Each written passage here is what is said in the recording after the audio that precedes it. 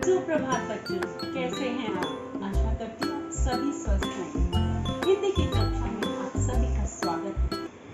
आज बच्चों हम वसंत भाग 2 में से पाठ 3 हिमालय की बेटियों का सार विस्तृत रूप से जानेंगे। इसमें बच्चों इसके लेखक हैं नागार्जुन और इसमें इन्होंने हिमालय की बेटियां किसे कहा है? बेटियां अर्थात हिमालय से जब नदियां निकलती हैं, उनका नदियों का उद्गम स्थान अर्थात कहाँ से नदियां सर्वप्रथम निकलती हैं?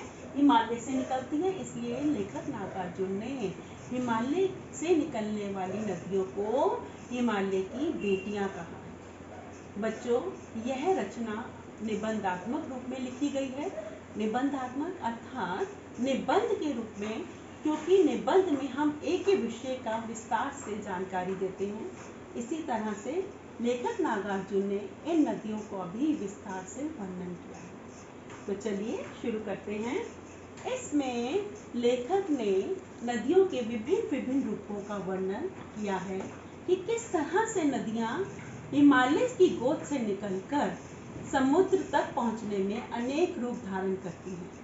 पहले तो बच्चों लेखक ने नदियों को बहुत दूर से देखा था और ऐसा लग रहा था दूर से देखने से कि नदियां जो हैं वे बहुत ही शांत, गंभीर व खोई हुई सी प्रतीत लग रही हैं और विशाल मैदानों में जा रही हैं।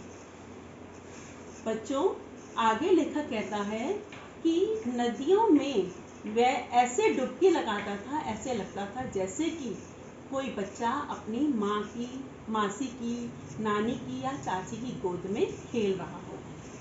उसे नदियों में नहाना बहुत अच्छा लगता था। और आगे वो बताता है कि किस तरह से नदियाँ जब मैदान में पहुँच जाती हैं तो मैदान में पहुँचकर वो मानव जाति के कल्याण के लिए महत्वपूर्ण कार्य करती है।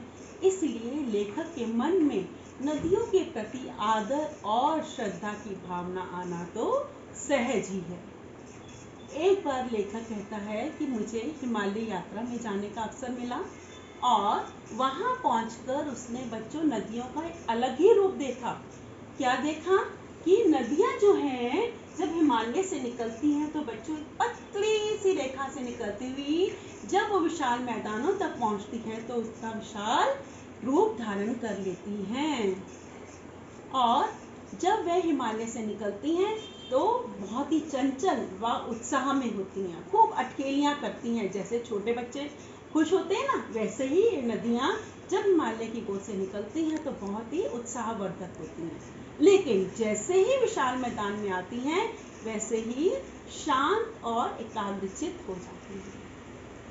आगे बच्चों लेखक कहते हैं कि हिमालय अर्थात नदियों के जो पिता हैं, क्योंकि वो नदियां हिमालय से निकलती हैं इसलिए हिमालय नदियों के यहाँ पे पिता माने गए हैं। अब लेखक कहते हैं कि किस तरह से हिमालय का अपने पिता का विराट प्रेम पाकर भी नदियां पता नहीं कहाँ भागे जा रही हैं, अभी तक क्यों प्यासी हैं, लेखक को समझ ही नहीं आ रहा। रास्ते में हरी भरी घाटियाँ आती हैं, जंगल आते हैं और बड़ी बड़ी पहाड़ियाँ आती हैं, गहरी गुफाएं आती हैं। उन सब को पार करती हुई नदियाँ आगे बढ़ती जाती हैं और अंत में जाकर वो समुद्र में विलीन हो जाती हैं और तब जाके उन्हें एक संतुष्टि प्राप्त होती है। अब आगे बच्चों लेखक क्या कहते हैं?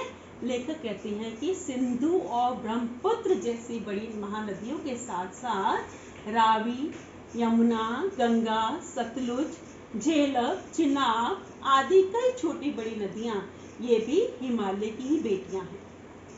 सिंधु और ब्रह्मपुत्र वास्तव में हिमालय के पिघले हुए एक एक बूंद से निकली हुई ये नदियां विस्तार रूप धारण करके अंत में जाकर समुद्र में विलीन हो जाती हैं। अब लेखक कहते हैं कि पहाड़ों पर नदियों का कलकल करता हुआ रूप देखकर उसे बहुत हैरानी होती है। चाहे पहाड़ों पर रहने वाले लोगों को वह रूप इतना लुभावना ना लगे, लेकिन लेखक को नदियों का वह रूप बहुत ही लुभावना लगता है।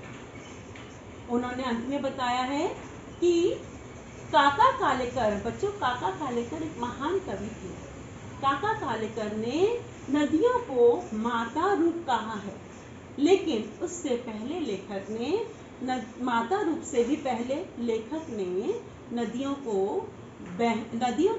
बेटियां और प्रेयसी के रूप में बताया है। लेकिन इसमें एक और ममता का धागा जोड़कर नदियों को बहन के रूप में भी दिखाया है। बहन क्यों?